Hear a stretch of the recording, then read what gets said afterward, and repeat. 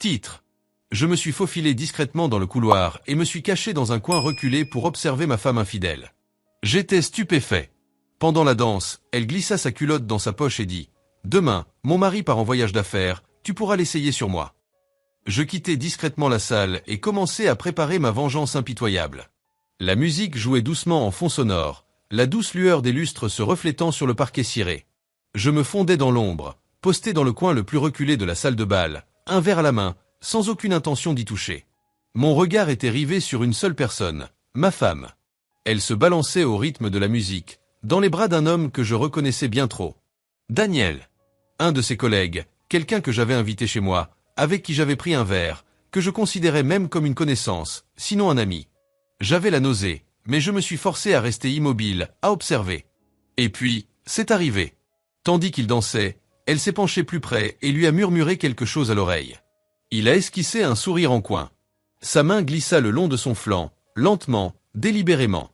Puis, d'un subtil mouvement du poignet, elle glissa quelque chose dans sa poche. Pas question de numéro. Daniel plongea la main dans sa poche, en sortit le tissu de dentelle juste assez pour en vérifier la nature, et laissa échapper un petit rire. Elle lui fit un clin d'œil, se lécha les lèvres et murmura « Demain, mon mari part en voyage d'affaires, tu pourras me les essayer. » Ma prise sur le verre se resserra, les glaçons tintant contre les parois. Mon pouls battait la chamade, une vague de chaleur m'envahissait, non pas de tristesse, ni de chagrin, mais d'une force bien plus glaciale. La rage. Je pris une lente inspiration, m'efforçant de garder mon calme. Il n'y a pas eu d'éclat de voix. Pas de scène. J'avais vu tout ce que j'avais besoin de voir. Je fis volte-face et quittai le hall, l'esprit déjà en train de calculer. Elle pensait que je partais en voyage d'affaires. Elle pensait avoir le temps. Elle était loin de se douter que, dès le lendemain, son monde serait méconnaissable. Car je ne quittais pas la ville. Je restais. Et j'étais sur le point de lui faire tout regretter. Je suis rentré chez moi en silence, les mains fermement posées sur le volant malgré la tempête qui faisait rage en moi. Les révélations de la nuit avaient consumé le moindre amour que je pouvais encore avoir pour Sophia. La femme que j'avais épousée, celle en qui j'avais confiance, venait de tout gâcher pour un frisson. Et pourquoi? Daniel. Un homme si pathétique qu'il souriait comme un adolescent devant une culotte? Non, ça ne se réglerait pas par une simple confrontation. Cris, accusations, objets jetés. C'est ce à quoi elle pouvait s'attendre.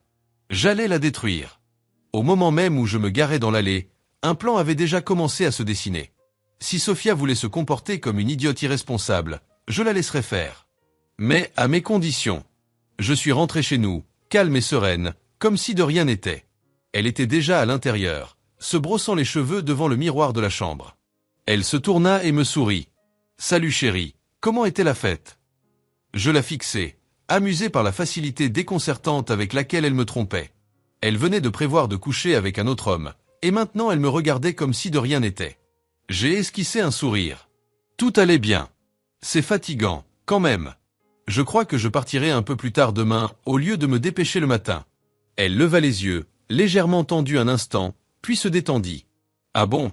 Eh bien, j'espère que tu te reposeras bien avant ton voyage. Menteuse. Je l'ai embrassée sur la joue, ignorant le dégoût qui me prenait aux tripes. Oui. Je dormirai bien cette nuit. Parce que je savais qu'elle, non. Je lui ai tendu un piège. Le lendemain matin, je suis parti comme prévu. Du moins, c'est ce qu'elle croyait. J'ai fait ma valise, je l'ai embrassée sur le pas de la porte et je suis parti. Mais je ne suis pas allé bien loin. Quelques rues plus loin, je me suis garé sur un parking tranquille et j'ai ouvert mon ordinateur portable. Mon système de sécurité était déjà en ligne. Des caméras couvraient chaque recoin de la maison, à l'intérieur comme à l'extérieur, et transmettaient des images en direct sur mon écran. Ensuite, j'ai attendu. Moins de 2 heures plus tard, l'alerte de sécurité a retenti. Elle n'avait même pas attendu le déjeuner. Daniel est arrivé. Je l'ai vu s'avancer jusqu'à ma porte, un sourire niais aux lèvres.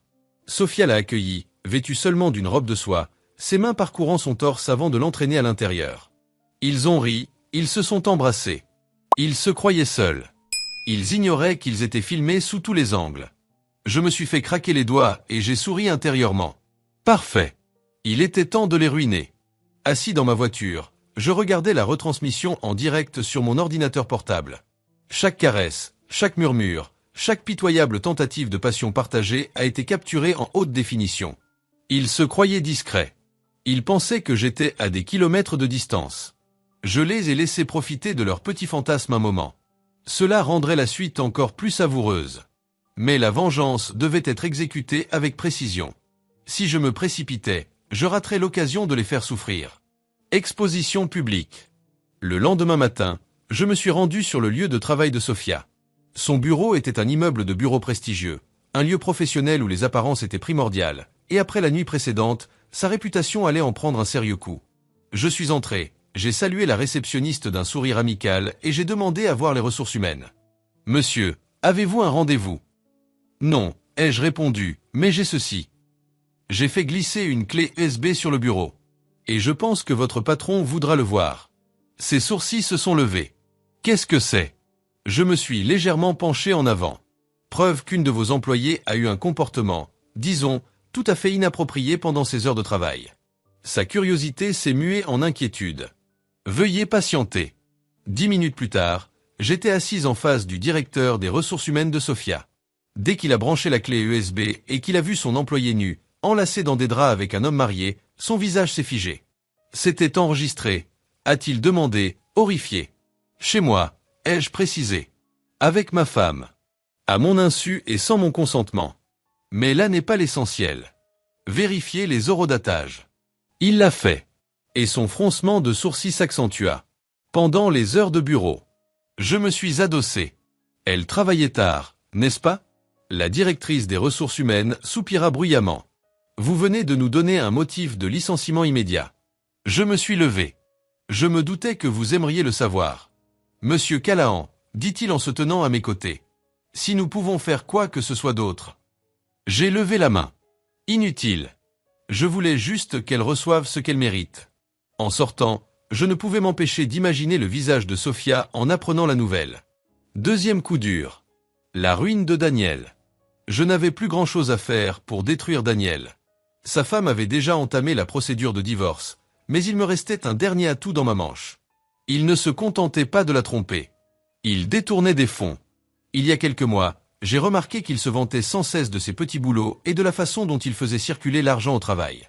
J'ai donc passé quelques coups de fil, contacté un ami du secteur financier et l'ai mis sur la bonne voie. Quelques heures plus tard, j'ai reçu un SMS. Le FBI a perquisitionné le bureau de Daniel. Accusation de fraude et d'évasion fiscale. Le type va en prison pour un bon moment. J'ai sifflé doucement. La situation a dégénéré encore plus vite que prévu. Troisième et dernier coup. Sofia m'a appelé ce soir-là, en sanglots.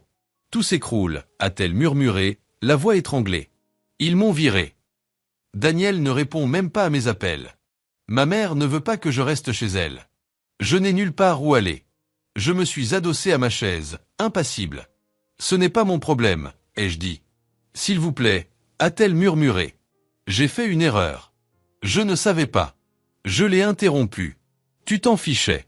Silence. Puis, doucement. Je t'aime encore. J'ai ri doucement. Non, tu ne m'aimes pas. Tu regrettes simplement ta vie d'avant. Mais elle est finie, Sofia. Tout comme toi. J'ai raccroché. Et voilà. Échec et mat. Cette vengeance était-elle justifiée ou est-elle allée trop loin? Partagez votre avis dans les commentaires ci-dessous. Nous voulons connaître votre opinion. Et si vous aimez les histoires de vengeance palpitantes, abonnez-vous et likez pour ne manquer aucune autre aventure captivante. Chaque j'aime, chaque partage et chaque abonnement compte énormément pour nous. Cela nous permet de continuer à vous proposer les histoires que vous aimez. Votre soutien fait vraiment la différence. Merci infiniment de faire partie de notre communauté.